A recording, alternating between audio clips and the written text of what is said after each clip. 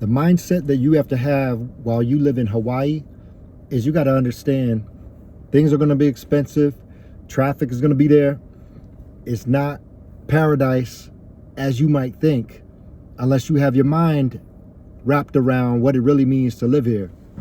So, for one, let me talk about traffic. Traffic. So, it's overpopulated here. A lot of people came to live here. A lot of people that have, stopped here, in the military, things like that. They decided this is where they want to retire at. So they retired here. There's a whole lot of tourism here. So traffic is off the hook. Pretty much any weekday, in the morning time, almost all hours. So if you take a trip from anywhere from, I guess, 5:30 a.m. to maybe 8, you're going to expect to be in rush hour traffic. There's 3 major highways, H1, H2, H3. All 3 of them joints are backed up when it's rush hour. And when I say backed up, I'm talking, you might have like 6 lanes. All 6 lanes are bumper to bumper. If there's an accident, forget it. If there's an accident, you're going to be backed up for a good hour. If somebody gets a ticket or there's a stalled vehicle, that's going to back you up an extra 20 minutes just because every car is going to slow down to look at what's going on. And that one slowdown is going to back up, hundreds of cars back. And it happens every time. So H1 is kind of like the main east to west road. And that's what I take to and from work. My drive to work is 20 minutes if there's no traffic. And it's about 40 to 45 minutes every day when I go to work and when I come home. And so coming home, rush hour is anywhere from, it usually starts getting real bad around 2:45, 3 o'clock. Because everybody is trying to beat the traffic at the same time. So they create the traffic. And then it goes till probably about 6, maybe 6:15, 6:30. That's about how long rush hour is in the afternoon. So the mindset on traffic is, look, man, get a podcast, get a YouTube video, get something going, maybe get your favorite music, but get used to being in traffic and make use of that time because you're going to be in it. Expenses. Look, your baseline house, 1,000 square feet, 1,200 square feet, 3 bedrooms, 2 bath, that's going to be $1 million. Like that's your bottom line. You could get lucky and then maybe it's 800,000, but just remember that a lot of that, like, central air is not really a popular thing here. So you're not going to get central air. Typically you're going to have like a split unit.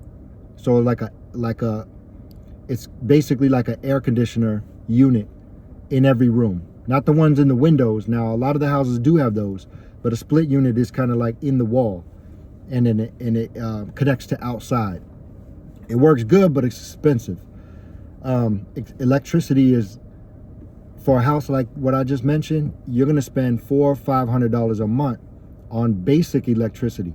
That's just running the house to be comfortable. So if you want to start having AC on all the time, it's going up from there. So it's more common out here to have windows open and getting a breeze. And then, different parts of the island. By the way, I'm on Oahu. That's the island I'm on. So depending on the part of the island you're on, you might have different wind chill, I guess, different wind speeds throughout the day. Some parts of the island receive a lot of breeze. So they kind of, they rely on that breeze to run through their house to give them the air cooling. What else? Water. Your water bill is going to be high too. Just basic water bill, you're going to be paying $150 to $300 a month just on regular water usage. And I'm a family of 2, a household of 2. It's my wife and I. So I'm just talking about our water bill for 2 of us. I think our house is probably 1,500 square feet. So, and we run the lawn, the sprinklers, probably like 3 days a week for like a minute. each day. So, and our water bill is about $200 a month. So solar panels is a big thing for electric. I forgot to mention that. Man, I'm saying a lot. The weather's beautiful. The weather's nice. It's gonna be in the between 70 and 90 pretty much all year round. Right now we're in the winter time. This is probably the coldest time of the year. It's probably 75 to 85 every day. It's beautiful. Sunny almost all the time. In the winter is considered the rainy months, the rainy season. But it's not that rainy. You know, you get rain because, especially compared to the rest of the year where you don't get any rain, you get a little bit more rain now. Maybe once a week, maybe. And then every once in a while you might get rain more than once a week, which is nice if you like rain.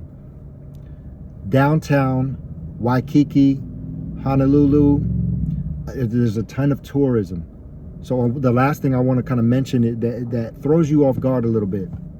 There's a lot of poverty and need out here because there's a lot of tourism, and the tourism runs the prices up. So in Waikiki, it's beautiful. There's a lot of big beach area. There's a lot of the downtown area is, you know, apartments and all that, condos, big name stores.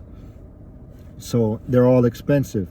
And so the tourists, they come out here and they're ready to spend all their money out here, and they drive up the prices. And so the cost of living is very high because of the land, because of the value out here. People are coming out here for vacations. Rich people are out here. There's multi-million, you know, houses and condos out here and whatnot. And so the people who just make regular salaries or who are living paycheck to paycheck, man, it's a struggle. There's a lot of homelessness. There's a lot of theft, a lot of poverty. It's rampant out here. And it's unfortunate because when you think of the culture here, the Hawaiians are great people. You know, they love the land. They love their families. They love people. They love to just be chill, you know, and to be out here on the island and enjoy the peace. But there's a lot of things that cause a little ruckus to that. There's a lot of tourists that are out here that are, you know, they bring the chaos. They drive the prices up. You know, not that all tourists are bad, but there's a downside to heavy tourism. And I think that the downside really hits hard on the locals. So it can be rough for the locals, and it can be rough for anybody who wants to come out here and live off of a basic salary. If you're making like 40, 50, 60,000 a year, and that's your main income, man, you might have a hard time living out here. This ain't the place for a regular salary. This is the place for where you have to make decent money out here. You either need to be in the military, who gets a lot of extra pay that are gonna kind of like help out with your expenses, or you better be a multiple income household, or you're making decent money. Otherwise, living out here is not going to be in luxury. But on the other hand, a lot of people love it out here because they like to hike. They like to hike and they like to be around the water. They like surfing. They like the outdoors, and that's where you get that that Hawaii is paradise, because it's a beautiful landscape. And if you're an outdoors person, if you can live off of minimal, you know, living, like household expenses, and you just want to spend your time outdoors, this is the place for you. So other than that, you might want to be making some money. You need some money out here. But that's it. That's, you know, that's some of the mindset of Hawaii. And I hope that helps somebody.